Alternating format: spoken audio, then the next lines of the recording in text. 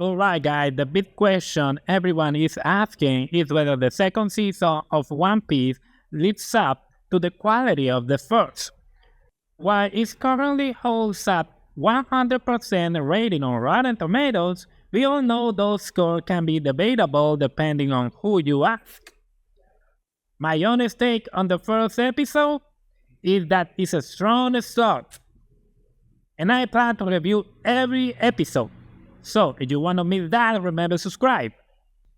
Although we are currently lacking in a superhero content, One Piece steps in to fill that void with I consider peak entertainment.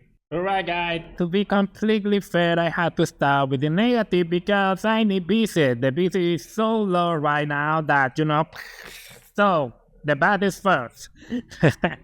Now but seriously guys, for me, I struggled to adapt to the tone.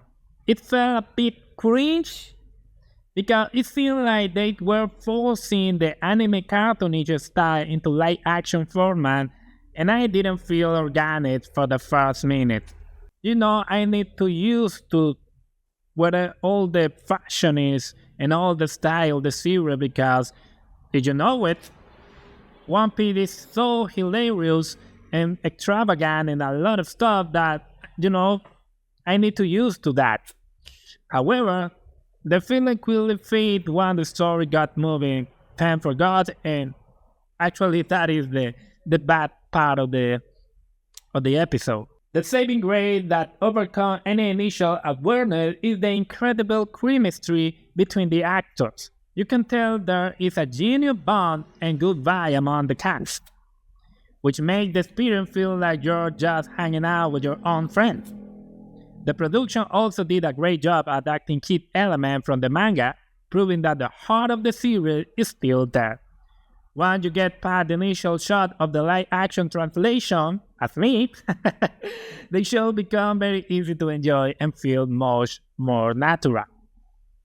Regarding the technical side, the action and CGI are spectacular, because I was worried about how Luffy power will look with the special effects in battle, especially the fight between Luffy and the Smoker.